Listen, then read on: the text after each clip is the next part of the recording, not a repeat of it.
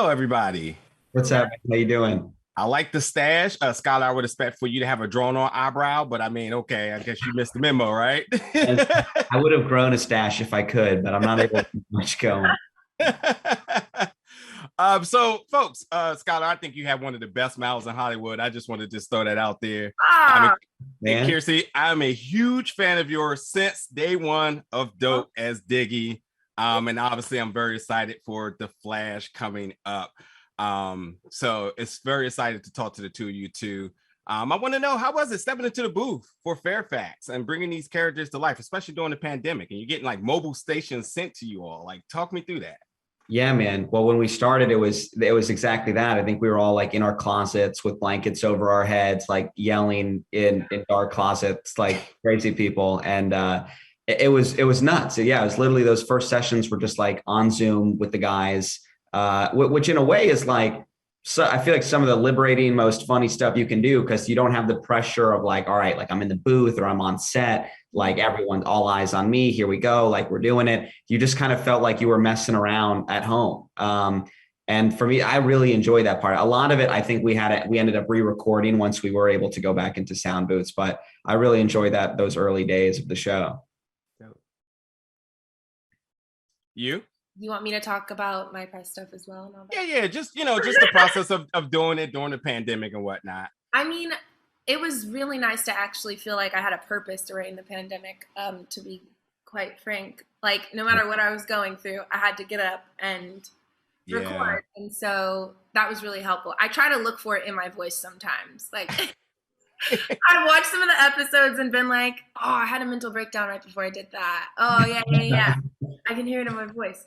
But yeah, it was also nice to just, like you were saying, you're not on a set with lights and everything, and that kind of felt good, honestly, during a pandemic to like work, but intimately and at home, and literally roll in and out of bed. I love how essentially you use the show to balance mental health. That's a very, very interesting take here. And I love it. So, by the way, I know the show is about four friends and it's about kicking in and chasing the latest and hottest sneakers. I just need to let you all know, spoiler going into season 2, as of today, it is now 5 because I just talked to Peter and Jabuki, right? And I know Dale had a hard time getting them, but obviously they were heating up for me. So I'm just letting you know that I'm part of the crew now officially. It's going down. See you all season 2, okay? Oh man, welcome to the crew. But I'm a retired sneakerhead now. I can't keep up with these kids. But when you talk about these two characters, Dale and Derica, Dale, was mostly the vessel for the audience of folks looking into this Cali lifestyle, this culture, and just what does it mean to be a sneakerhead? And then Derica being an activist, but also trying to make sure that we keep the team together, we keep the friends all on the same page. So how much of these characters would you say is a reflection of the two of you two? Especially you, Skyler, being from Florida. Does any of this ever remind you of the first time you've ever been to like Cali and realize how different it is, Yeah, man. I kind of try to shed my Florida association as much as possible and pretend I grew up. Skyler, you're from Florida too? Are you from Florida? Dude, yes. What is happening? Yes. We're in Florida. Pensacola. Pensacola, dude. But we're both Florida to South Bay. Yeah. Wild. That's wild, man. I don't know how we didn't know that before. Yeah, we got a lot to talk about. I can't wait to chop it up. That is so funny. All right. Anyways, we're not from Florida. We're not. Yeah. A lot of it, to answer your question, man, was like there's an uncanny resemblance between me and Dale. There was a lot of things from my real life, like videos I'd uploaded to Instagram that Teddy and Matt and Aaron, the guys, liked and actually like incorporated into the show. There was a lot of things that I would find myself saying like in my regular life completely seriously, only to find it in the script a week or two later. And certainly that like fish out of water adjustment period of coming to a new place, more so for me that I was homeschooled and then I started going to an actual high school in like 10th grade. So that was really my like fish out of water crash course thing. And it was 100% 10 years ahead of Dale having that same experience. Awesome. Oh, Kiersey. I forgot what the question Oh was. yeah. So how much of this, yeah, no problem. With this character, how much of you say is a reflection of you, especially you, because with Derica, who is an activist and keeps sort of the team together, you've also said in the past that being an activist, there's no one way of doing it. So I thought that was interesting take of your life as a reflection of this character, because she definitely goes to the extreme to show that. So, where would you say is this character, to further elaborate on that, as a reflection of yourself? You know what? I'm going to tell you this. I was, told yesterday, like given a schedule because I need to be very managed or whatever. We're lost, different thing, right? I was told like, here's a time to get up and you can get in glam and start getting ready. And I just knew I'm not going to do that. Like, I know that I'm not. I'm going to sleep 15 minutes before. Yeah. And I'm going to get up and I'm going to Matthew McConaughey it. Do you know what I mean? And so I'm wearing this shirt. But I saw my little mustaches and I thought, I'm going to wear these because Derica would. And she would be proud of me. She would be proud of me. Like, who's going to actually call me from Amazon and say, Kiersey, don't wear the mustache? No one. You're getting Jeff himself may call you. You may get a call from the big guy. Yeah, why he's like lunaring in space somewhere. It's not gonna, because I get to see who I am. He would dig it. He would love it. But that's Derica.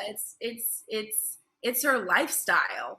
She incorporates it into everything that she does. The way that she moves through the world is a statement, and not to be all whatever, but it is that of being like, why do women have to do this? I'm going to do this. And I'm mustache. I love it. Now, you two do have two of, I'll say my favorite two characters, just because of just the adventure you two go on. At any point, did you all ever just look at the script and say, wait, I got to say what?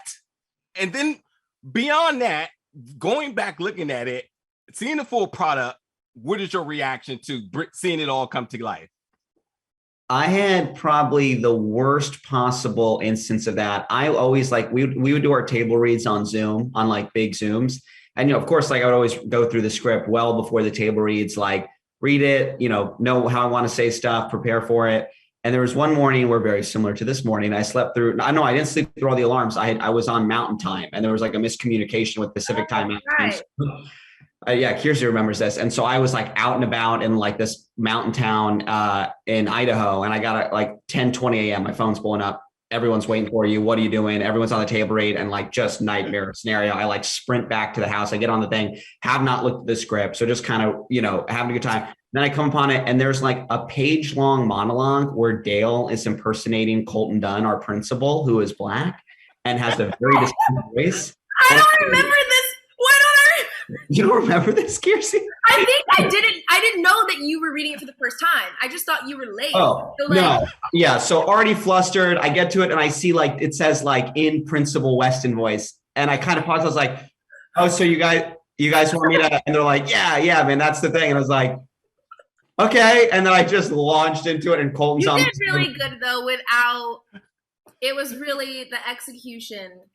Thanks, Kiersey. Yeah, clearly I wasn't offended because here we are. That's one of those moments you really want to be prepared for. Have made some decisions. Yeah. You do. I feel robbed only having 10 minutes. Yeah, not yet. I could sit here forever with you. Look, for my final question before we go, I just want to know, because this is a very fun series. I've laughed so much more than I thought I was going to laugh. What is it that you want folks in the audience to take away from season 1, especially going into season 2, where we're about to go into the era of the off-whites, which is about to be a headache and probably trigger something for some people too. Man, I don't know, right? Say it. What was the second part? I kind of missed the second part. So what is it that you want folks to take away from season 1 and ultimately as they, you know, try to prepare for the season 2, which should be the off-white era, which is it's a code, but yeah. You know. Right. Shoot, man. Kiersey, what do you think? Oh no, I tossed it to you already, buddy. Oh, you already tossed it. That's a hard one. I'm not gonna lie. Like, there isn't just laugh, okay? Just have a good time. Come back for more. Yeah. The takeaway is that Fairfax is the best show to ever be on television ever. Yeah. In the history of television. I would second that. I think the ante goes up, the stakes only get higher, the gang only grows closer, the hijacks only get crazier. Forgot about that. I think like anything else, I thought the first season was really funny. And then I think like anything else, you just find your stride more and more as time goes on. And the second season is just, it's tight. Yeah. I love to hear it. Well, looking forward to it. Also looking forward to folks to check out season 1. It's so fun, as you said. And you two did a phenomenal job. So hope you have a good rest of the day. And Skyler, keep up those amazing photos while I'm just having like FOMO, like wishing I could be somewhere where you're at. Thanks, man. Nice to meet you. Thank you so much. Appreciate it. Take care. Thank you.